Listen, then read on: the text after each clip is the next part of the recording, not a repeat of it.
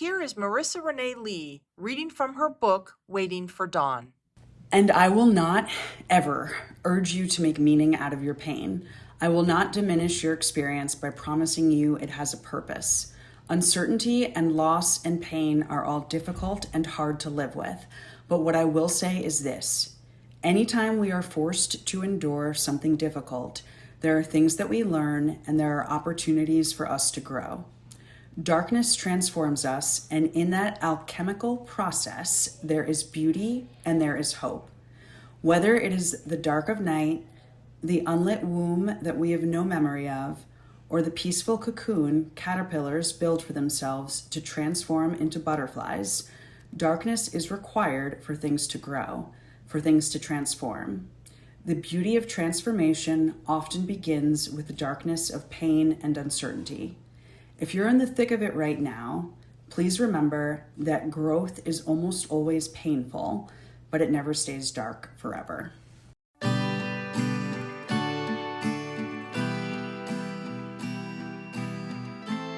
Welcome to In This Family, presented by Nexus Family Healing. I'm Dr. Michelle K. Murray, President and CEO. It doesn't matter how strong we are, how confident, how independent. There are some things that are inevitable. We will need care. We will experience loss and grief. We will rely on others and probably have others rely on us. Those can be incredibly challenging times, but they also have lessons to teach and growth to offer. Marisa Renee Lee was a hard-charging high achiever as a kid, type A, driven, but she hit some obstacles that you just can't power through.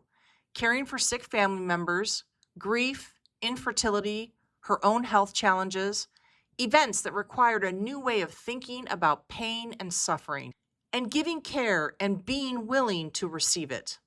She's written about this in two very moving best-selling books, Grief is Love, Living with Loss, and Waiting for Dawn, Living with Uncertainty. Marisa uses her firsthand experience with the illness and death of her mother and Marissa's own life living with long COVID to help readers think differently about how to manage uncertainty and grief. Marisa is a former advisor to President Obama and founder and CEO of the social impact consulting firm Beacon Advisors. I asked her to describe herself, and I loved her very direct answer. Marisa Renee Lee, pronouns she, her.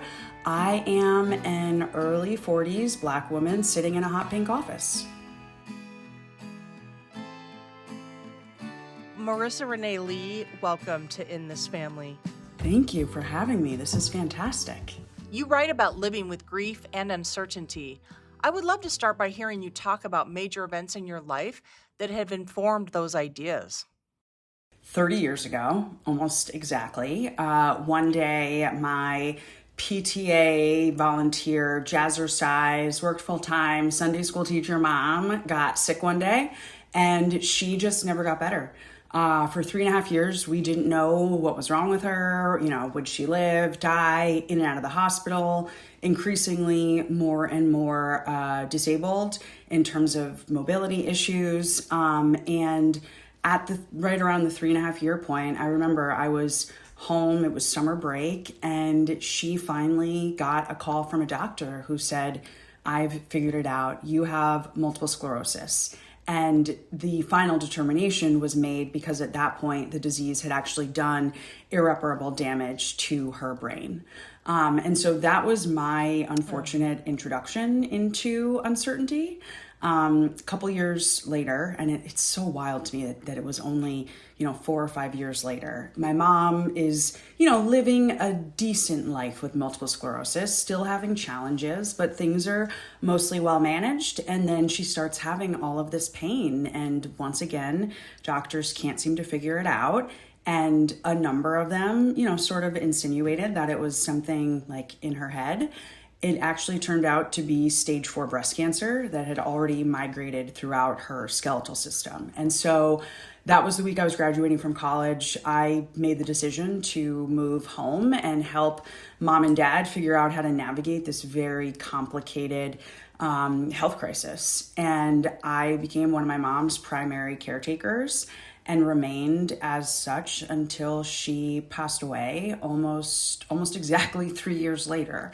And so for more than half of my life with her, she was sick and struggling, or sick and dying. And I was very much, and still am, like type A, eldest daughter, in the front row of the classroom. I can make anything into a list, and like, you have a problem, like, just give me a call, we'll figure it out. And I thought I could approach grief and end of life in that way. And I thought, I've been honest about it. Like, I knew she was going to die. We weren't hiding anything from each other.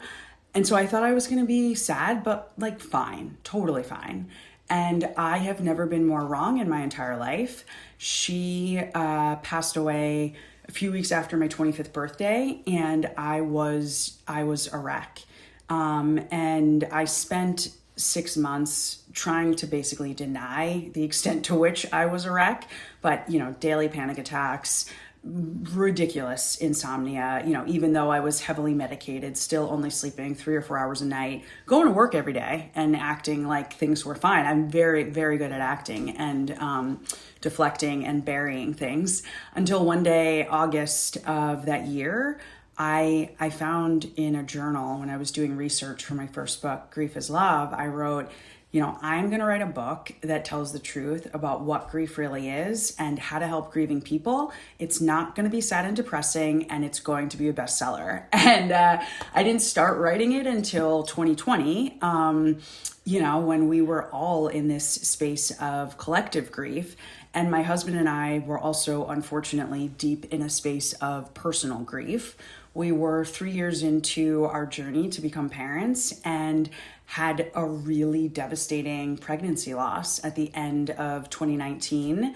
It left me very sick, both of us grieving, overwhelmed, confused, angry, all the things. And then the world shut down. And he actually works in public health. And so in addition to just this, all the overwhelming emotions that we all experienced during the pandemic, we were one of those families where, every day he was leaving the house and like coming back into the backyard, taking off his clothes, putting him in a trash bag. Like it was really a lot. And all I could do was write. I couldn't go to therapy in person. I couldn't go to church. I couldn't go to a bar and have a drink with friends. And so I started writing, and I wrote an essay Mother's Day weekend that year for Glamour magazine, essentially questioning this belief that we've all been taught that, when you lose someone you love, it is your job to figure out how to move on and how to get over it. And I was like, what does that even mean? I had this image in my mind. Do you remember the movie Men in Black, when they would hold up those like mind erasers? I was like, it's not like people leave a funeral and like get like beep, beep, mind erased. And so like now you're not sad and like don't think about the person anymore. Like those memories are still there. And so it's not about moving on. It's about figuring out how to live with it. And so that's what my first book was about. And it came out in 2022. And I thought at that point we kind of had our happy ending. I had the book, we got the baby, we adopted our son in late 2021.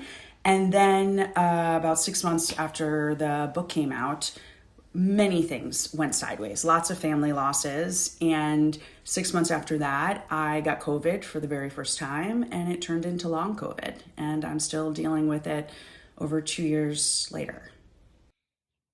What was the impact of being the oldest child and caring for your mother at the same time? So I think the most important thing is the word impact, and to be comfortable with the idea that this is hard for you as the caregiver as well. When I was younger and my mom was sick, I just felt like any complaints that I had, that was making it about me. What about her? She's the one who's in pain. She's the one who's in a wheelchair. She's the one who's in the hospital.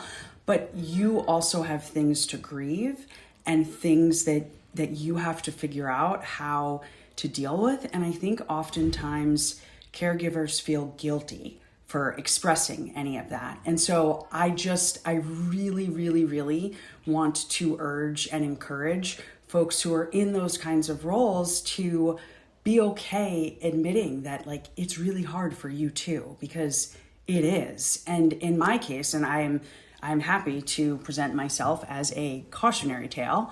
When I was in my early teens and mom got sick, I didn't spend a lot of time talking about it. I wasn't crying. It was the 90s. Nobody was taking me to therapy. It was just sort of like everybody's doing their best, and that's just, it is what it is. And she was still a very active, involved, hands-on parent. But we just kind of muddled through. And so instead of expressing the emotions, I tried to ignore them, and it made me sick. I started having these like horrible stomach aches. And again, instead of somebody taking the kid to therapy to be like, this is weird, I was put on medication. And I have been on and off, mostly on medication for my stomach for almost 30 years because I didn't know how to deal with the feelings. And unexpressed grief and anxiety, like those things don't just disappear. Wow, thank you for sharing that. That's great. And what about your siblings and your dad? How was your rest of the family managing That's a your great question. mother's illness and what was happening? Yeah, I mean, like truly, I don't really remember us talking about it much. Once she was diagnosed with MS, I remember there was like an MS support group for patients and families that we went to this one time. And oh my gosh, I hated it so much. I was like, I don't want people to feel sorry for me. Like, I'm never coming to this again. And that, also like there's some teenage like angst like mixed up in there as well. But I couldn't stand it. And so we didn't really talk about it. My younger sister actually lives with bipolar disorder, and some of her mental health challenges, it wasn't totally clear what they were, but some of those did start to surface during that period of adolescence. And so that was, kind of another thing that we had to manage and figure out how to deal with.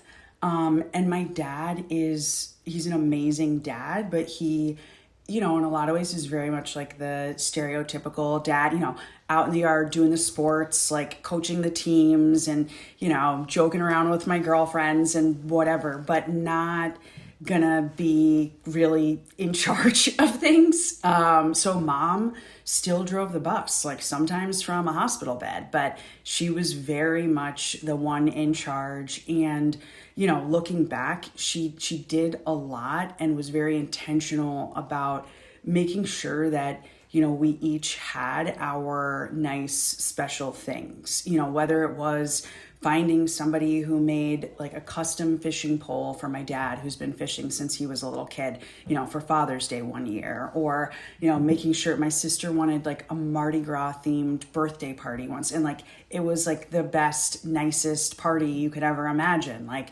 I had the super fun Sweet 16 party with all my friends and the DJ and whatever. And so even though she was sick, she was still the one in charge. Like you can ask my girlfriends from high school, you can ask the neighbors, the ladies from church, like Lisa was in charge. Yeah. All right. So your sister struggled with bipolar. How many years younger is she from you? We're about 3.5. Can you talk a little bit about how her bipolar impacted you growing up? It was hard because my parents always knew that my sister was both very intelligent and that she had struggles. Like I can remember as a kid, and I would have been in elementary school when this happened, the school wanted to hold her back in kindergarten. And, I remember my parents doing all of this work and going through this whole process because they were like, we know it's not an intelligence issue. So like somebody help us figure out how to help our kid, basically. And so I often saw my parents doing extra things for Heather that like I didn't get, that, as a kid you're jealous of, like, oh my gosh, let me give you this one. Because I'm assuming we're around the same age.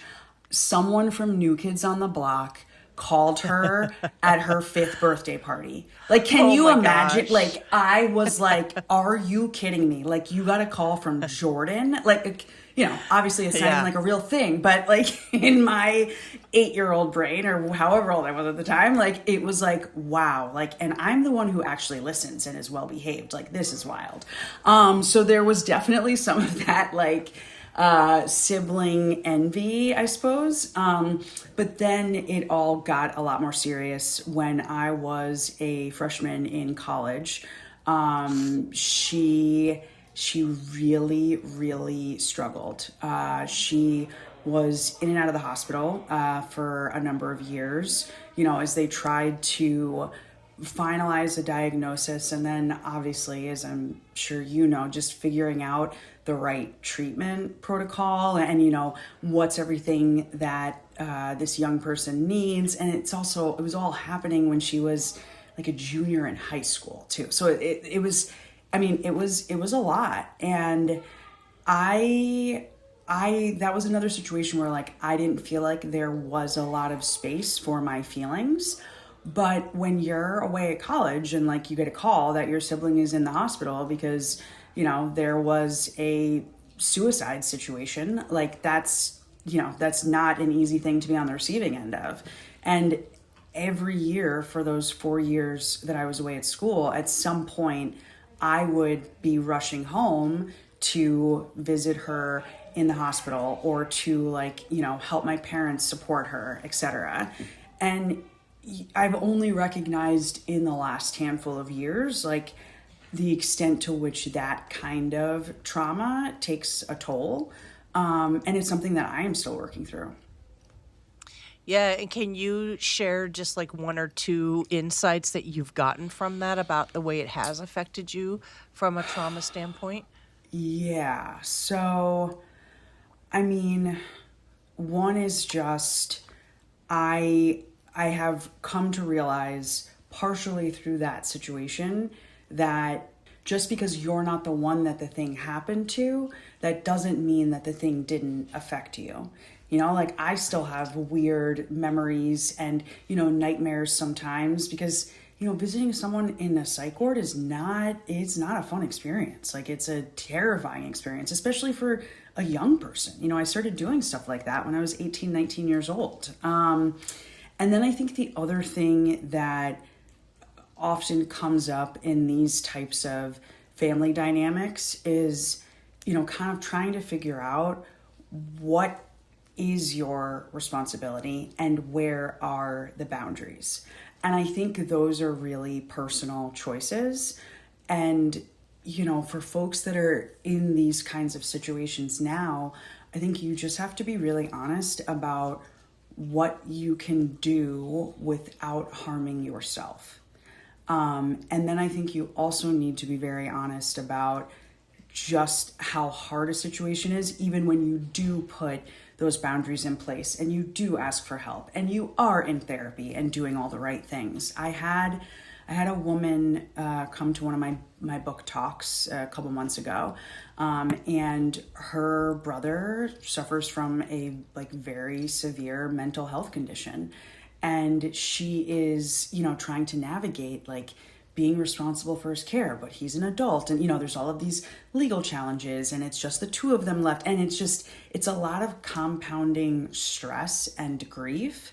And I don't think our society, our culture really holds space for those types of situations that many of us, most of us, are going to find ourselves in at some point. And so figuring out how to hold space for yourself is a really important part of the process, because no one is going to do it for you. And yeah, our culture is just not very permissive around how to show up for people, how to ask for what you need, and so on when things like this happen in families. I just appreciate that you're giving voice to the experience to those who are doing the caretaking and those who are needing to show up more for others, because there is a genuine need that they have. Yeah. And you're filling an important role out of love and support and all of those things. But there isn't often the space for those who are doing the caretaking to have a presence, to have a voice, to talk about their feelings, to talk about what's going on for them. And so I really appreciate you highlighting that. Especially because we exist in a culture that does not value care. Whether you're talking about, women and men who choose to spend time only working inside of the home and, raising and taking care of kids, or people who are taking care of like elder parents who, need more support, or, these sibling dynamics. Like, it comes up so much, but in a culture that is very dedicated to emotional independence and self-reliance and, I did it so you can do it too, and productivity, which is totally a result of capitalism. Like, there isn't space to care for people properly as like a general matter, and no one is giving you any of the resources or support that you could use to care for someone else who really genuinely needs it. Okay, so then another really critical part of your grief journey, or what you've had to experience and endure, is your own fertility. Yeah. So can you tell us a little bit about that and some of the major impacts that had on you, and even your marriage and your husband? Yes. So I moved to DC about a year and a half after my mom passed away for a job in the Obama administration. So dream opportunity. I already had a cousin down there and some close friends, and it was like supposed to be the best time ever. And I started having like these really weird like moments of depression and anxiety, hard time sleeping, headaches, just not feeling emotionally regulated at all. And so I saw a psychiatrist because, I obviously have a family history of mental health challenges. And I thought that, maybe I was going to be diagnosed with something serious. I didn't know. And after a couple of visits, he said to me, your mom hasn't been gone for very long. I know that you didn't do a good job taking care of yourself when she was dying. When is the last time you had a physical? Like, when's the last time you had blood work? And I was like, oh, I don't know. And so I went, to the doctors. I went to an OBGYN, got all the blood work done. No one was too concerned until the labs came back. And so the lab results come back, and he says, I think that you have this condition called, at the time it was called primary ovarian failure. And basically I had gone into menopause in my early 20s, and it wasn't caught because, again, cautionary tale, folks, I wasn't taking care of myself. Like when my mom was dying, I was consumed with taking care of her, trying to not lose my mind. And then, I had this slice of working on Wall Street, Sex in the City, young person life in New York too. And so I was shocked. I was like super confused. I was like, how did this happen? At this point, after, this diagnosis was received in 2010 or 2011. So I've lived with this for a long time now. I've seen numerous specialists and also been in and out of trauma therapy during this period of time. Every single medical professional who you ask will say they believe that this is something that happened to my body because of the stress and trauma related to caretaking and, my mom's illness and death. So that was hard. And so I knew that I would never be able to conceive naturally before I met my husband. And so we had, gosh, it's so weird to think about now. We had a conversation about it like 6 weeks into dating. At which point I probably should have known, oh yeah, I'm obviously going to marry this person. But once we got married, it was, okay, how do we want to do this? What do we want to try? And we thought, we've saved the money. We found the best doctors. Like, this is a manageable situation. It's expensive. It's time consuming, but like, it's manageable. And then we just met failure after failure after failure. And by the time 2019 hit, like I said, we've been in it for 3 years. We didn't have a backup plan. We'd spent tens of thousands of dollars. And then you start questioning, like, maybe this isn't meant to be. Like, are we meant to become parents? Like, is this the right path? Should we be on a different path?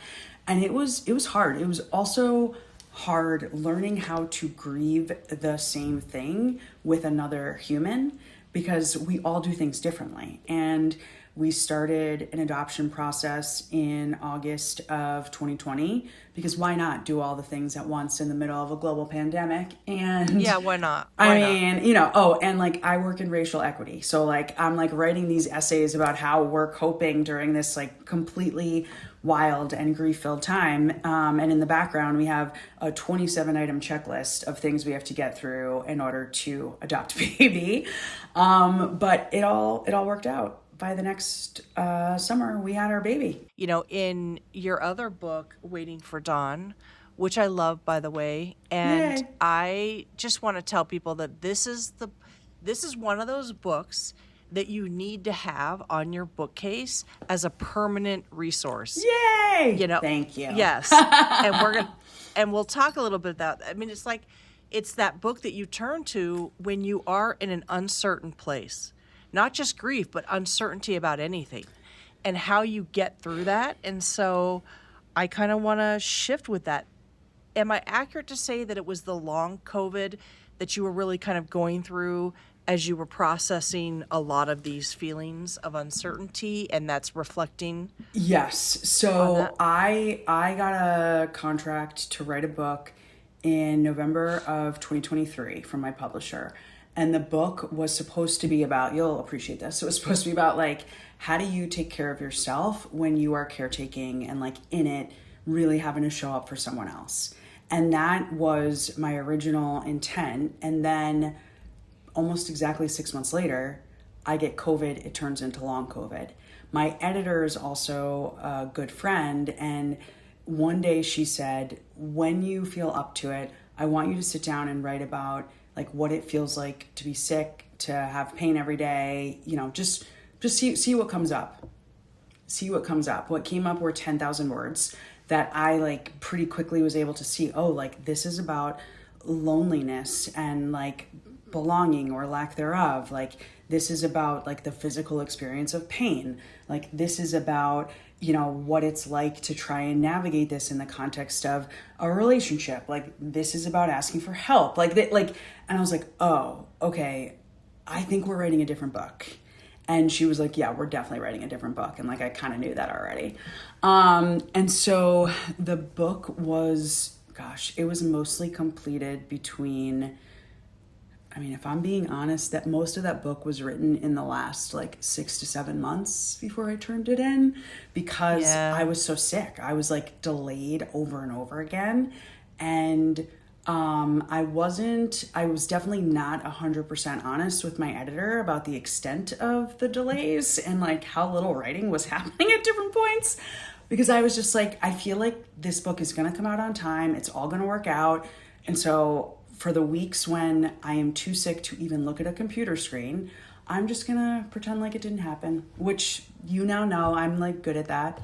And so I just kept wanting to get at like, not just this is what it's like to have long COVID, but the universal experience of uncertainty, because we're all gonna face it in our lives at some point. Again, like aging parents, divorce, job loss, infertility, can even be anticipatory grief, like health issue with a spouse. Like there's so many different ways that it shows up. And then I very quickly realized by the end of 2024, you can also be in a period of like global pain and uncertainty when, the country just starts to fall off a cliff. And so that was also very motivating for me. I was like, oh, like, I think this book can help us figure out like how to move in this season that we're in. Will you explain what gray grief is? Yes, people love gray grief and it makes me so happy. So in Grief is Love, I really worked to define grief in a way that didn't tie it to a physical person. Grief is the repeated experience of learning to live in the midst of a significant loss. When I started to feel like I was the loss, as opposed to it was like a loss that I had to integrate. It's like, no, I am the loss. I am lost. Like, I don't have any of my normal anything, whether we're talking about physical strength or mental capacity or quick thinking skills. Like, it was all just gone. It was all gone quickly. And I was like, that definition, it just didn't really feel right to me. I was like, this is like something that feels more expansive and just very muddled and confusing. And I live on a hill in the Hudson Valley in New York. And when fog rolls through, you can't see, you can't even see necessarily to get down our driveway. And that was the image that kept coming up for me. And I was like, oh, gray grief. It's like everything is murky. Everything is uncertain. You don't know when it's going to be over. You don't know what's going to cause it to end or how it's going to end or, even what are all the things you're going to need to get through it. And so you have to figure out a different way of relating to everything. And so for me, gray grief is the grief of uncertainty. And I define uncertainty as an extended period of stress or pain related to the unknown. And there's no set timeline. It sucks. Yeah. Yeah. I don't recommend it, but apparently uncertainty is coming for all of us. Yeah, and I love that point because it is really part of life, isn't it? The uncertainty, and how there can be uncertainty tied to anything. It could be grief and losing somebody. It could be your job changing, your family changing, an illness, a chronic illness. It can be anything. And we all experience this at different times, but we may not know how to get through it. So I would love to hear from you about what's your best advice for people who are dealing with uncertainty and how to manage that. So my first piece of advice is to not be like me. I hung out in the land of denial for a little less than 6 months. And because of that, I definitely caused myself more pain and suffering, without question. I refused to admit that what I had was long COVID.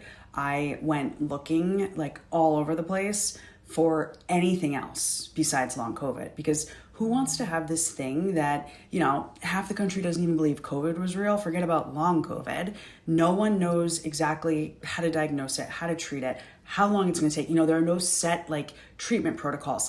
There is nothing. So that was it was the grayest of the gray. And I was like, no, I'd rather just act like I'm having really bad headaches after COVID. I just would come up with all these different things. And it's no, it was you wanting something to be something different doesn't actually make it something different. And it took me being on the other side of the world, teaching a writing retreat in Greece, and I couldn't breathe. And it turned out my larynx was over 70% blocked, and I had developed severe asthma in both of my lungs. Never had asthma before in my entire life, and at the time I was 41 years old. And I almost wasn't healthy enough to fly home. And that's when I was like, oh, yeah, okay. This is a systemic issue. This is not just a bad headache.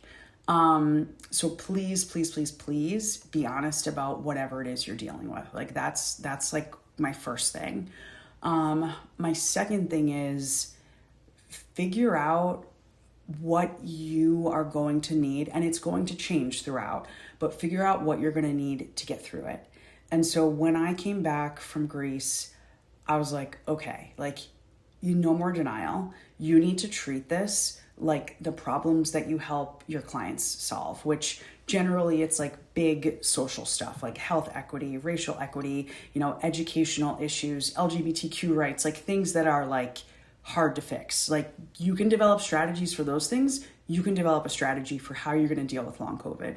And it was everything from like, who are the doctors that I know that are likely to know more than I do about this?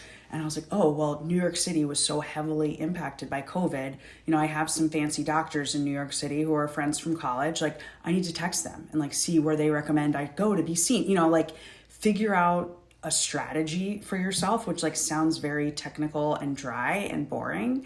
But that's how you're going to start to get through it. And my strategy included things like I had to teach my 2-year-old how to climb into his car seat because I couldn't pick him up anymore because I couldn't carry any weight. So it wasn't just like what's the medical stuff that I need. It was also like, what are the practical things about my life that are just going to have to change because of like the body that I am in right now. I talk about asking for help all the time because, you know, again, in a culture that is so deeply committed to self-reliance and hyper-independence over things like community and care, it can feel uncomfortable asking for help. But we as human beings evolved in community for a reason. Like if you were all alone, you know, back in the day, you would get like eaten by a saber-toothed tiger or something. I don't know. And so figuring out like who in your life can help you and what are the things that they can help you with. And in my case, I mean, it was very humbling. It was everything from one of my dad's friends is a good cook. I am the family cook. I couldn't be on my feet to cook a meal most days. And so like he did some of our meals. I couldn't like wash my hair regularly because half the time I couldn't stand up to take a shower. I also couldn't have like my hands up by my head. Like I would just about pass out. It would be like horrible chest pain, couldn't breathe. It was like I finished running a marathon. Like that's what it was like to just like have my hands up there. And so my neighbor was a new friend who also happened to be a hairdresser. And I was just like, you know, can you help me with this? And not only did she say yes, but like through that like vulnerability and connection, like she's now one of my best friends. And so figuring out like what are all of your existing resources and putting them to good use, because if what you're going through is that experience of great grief, like you're going to need all the help you can get. And then the most important thing, and this is what like the book sits on top of, you know, Grief is Love was about love. Waiting for Dawn is a book about hope. And it may not sound like it with all of these like doom and gloom stories I'm telling about long COVID, but it is a book about hope, but not in the like optimism, you know, rainbows, wish on a star, Santa Claus, like nonsense. Hope in the sense of like, this is the thing that, you know, gave us the Civil Rights Act. Like, this is the thing that led to marriage equality. Like, a belief in a future that is markedly better than the present. That belief, like that concept, actually allows your brain to start to see what actions have to be taken to get to that improved future. I love that. And I wonder explain the difference between pain and suffering. Yes, pain and suffering. Okay, so what I was thinking about when I was working on that chapter, I don't know if you're familiar with the Buddhism metaphor of the arrow. So pain is like an arrow hits you in the chest. Suffering is you continue to walk around with that arrow that is in your chest instead of just ripping the thing out. And so pain it's a normal part of life. Like we have to expect it. Physical, mental, emotional pain. Like that's a normal part of being a human being, right? Suffering is trying to avoid the pain, being in denial about the pain and ending up in a place where you can't breathe, not being truthful with like the people who can help you in this season of pain. Like that is what creates suffering. And I won't say that suffering is always a choice, because there are millions of people in this country right now who are suffering because of various systemic factors. But when it comes to, when it comes to someone like me who has the privilege of like stable family, financial resources, education, etc., I chose suffering first before I started to make a plan to figure out how to manage my season of uncertainty. And I don't want people to do that. Yeah, well, I just think that your distinction between the pain and the suffering is powerful from what you were talking about before, just in terms of there still being hope that things can change and shift. But you have to be with the pain in order to get to that new place. Exactly. And that I found powerful. This whole concept of boundaries and self-care is kind of a big buzz out there. Yes. Right? It's all over the place. There's so many different opinions about it. I think you seem to have a really fresh take on boundaries and the importance of boundaries. Can you kind of explain your philosophy of boundaries and what you have learned about that? I want us to think about boundaries as an act of love, but I also want us to hold space for the very real challenge that exists at times when it comes to asserting our boundaries around people that we love. There was a really difficult situation a couple of years ago. One of my cousins had gone missing, and she was only like 4 or 5 weeks postpartum when she went missing. And my aunt, her mom, had asked, my husband and I if we would take care of this newborn. At the time, we had a 2-year-old. My mother-in-law was also dying several states away, and we were involved in helping to care for her as well. And it was just, I knew it was going to be too much, and I knew that it wasn't something that we should take on. But, my cousin is missing, likely dead. And my aunt, assuming I was right at the time that my cousin was dead, this would have been her 4th child to die. And so not somebody you want to say no to, obviously. But I knew in my gut that no was the right answer. And that if I said no, there would be other things that I could do to be helpful and supportive. And so we said no. She was very supportive and understanding, thankfully. That's not how it always goes for people. And I ended up throwing all of my energy into finding my cousin. I didn't know anything about missing persons cases besides from Netflix. And me and my friends, again, asking for help, we put together a nationwide public engagement and PR media campaign. We launched on a Sunday. By Friday, this one is always still hard. By Friday, they found her body. Yeah, I'm sorry. And if I had a 6-week-old in tow, I wouldn't have been able to do both. That's for sure. Marisa Renee Lee, thank you so much again for being on In This Family. Appreciate you so much. Thank you so much for having me. This was great. Tell us where listeners can find you. I am Marisa Renee Lee on all social media. I also have a Substack called Holding Both that you can subscribe to, and Waiting for Dawn is available everywhere books are sold, and I always encourage folks to purchase from their local independent bookstore. In This Family is presented by Nexus Family Healing, a national nonprofit mental health organization. You can learn more about Nexus and how to support our mission at nexusfamilyhealing.org. The show is produced by John Moe with music from Jeremy Messersmith. If you liked what you heard, be sure to subscribe, rate, and write a review. I'm Dr. Michelle K. Murray. See you next time.